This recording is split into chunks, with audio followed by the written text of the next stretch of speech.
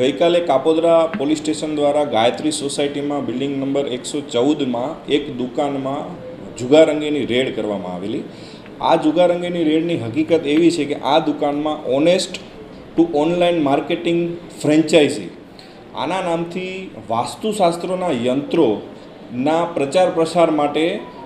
વ્યવસ્થાઓ હોય છે,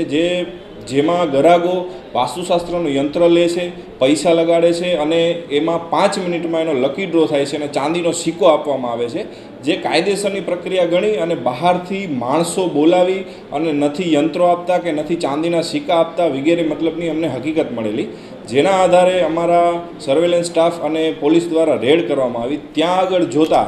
આવા કોઈ યંત્રોનું વેચાણ થતું નહોતું, આવા કોઈ ચાંદીના સિક્કા આપવામાં આવતા નહોતા અને સીધી રીતે બહારથી આવતા માણસોને 10 રૂપિયા, 20 રૂપિયા, 30 રૂપિયા, 40 રૂપિયા,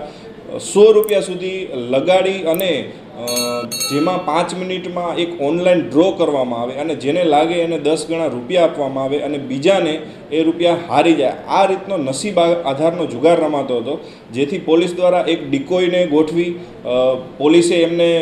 પૈસા આપી ત્યાં ચેક કરાવેલ અને ચેક કરતાં ખરેખર ખાતરી થયેલ કે આ કોઈ યંત્રોનું વેચાણ નથી થતું, આ માર્કેટિંગના નામે કાયદેસરનો જુગારનો અખાડો ચલાવે છે, જેથી ત્યાં પોલીસે રેડ કરી કુલ 14 આરોપી જેટલાની ધરપકડ કરી છે। તેના સંચાલક જયદીપસિંહ ગોહિલ જે આ અખાડો ચલાવે છે તેની પણ ધરપકડ કરવામાં આવી છે અને આ સમગ્ર નેટવર્ક તપાસ દરમિયાન એવું ખુલેલ છે કે ગાંધીધામથી આ માર્કેટિંગ સાઇટ કાર્યરત છે અને હાલ આની ઊંડાણપૂર્વક તપાસ ચાલુ છે અને કુલ રૂપિયા આમાં 1,04,000 જેટલા રોકડા, બીજા સાધનો, મોબાઈલો, કમ્પ્યુટરો આ બધું થઈ અને ટોટલ 2,26,000 જેટલો મુદ્દામાલ પોલીસ દ્વારા કબજે કરવામાં આવેલ છે।